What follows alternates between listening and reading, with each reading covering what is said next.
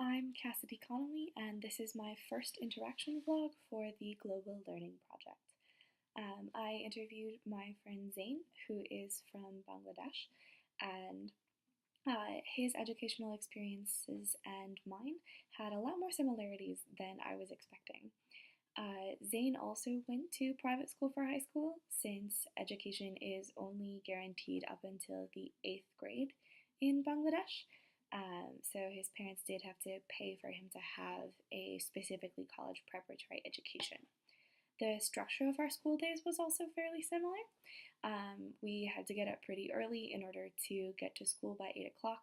We'd then have 4 classes, a short break for lunch, maybe 20 minutes to half an hour, and then 3 more classes, and our school days would end between 3 or 4 o'clock in the afternoon.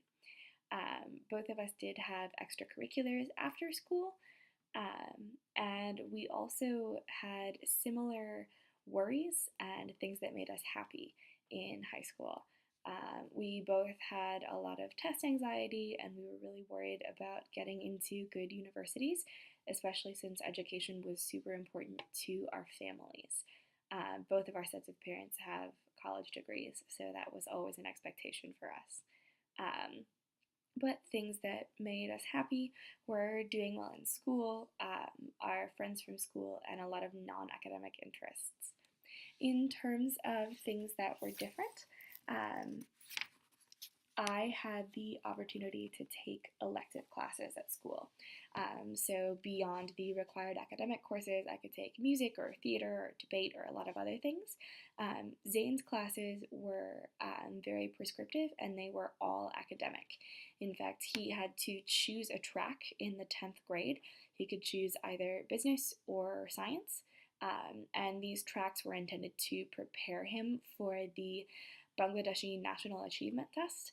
This is administered in 12th grade to all higher education students in Bangladesh.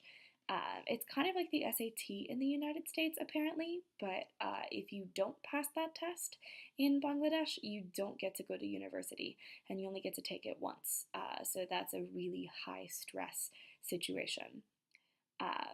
Testing is really common in Bangladesh, though, whereas I would have a lot of homework, and I had non-academic extracurriculars.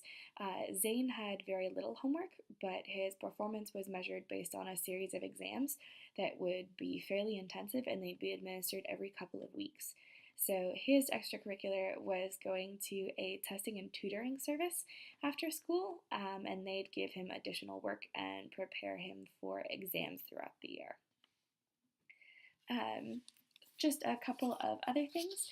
Religion in Bangladesh is often seen as opposing academic education, since Quranic or Islamic school is much more like seminary in the United States. And education is offered for free, but it's not compulsory.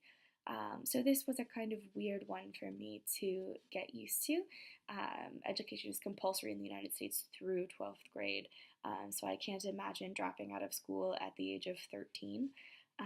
It was also really hard for me to understand not having the finances or the aptitude to have access to college or university, especially since I've worked with special ed and low-income students. That seemed really unfair to me, but I guess that's my American education talking.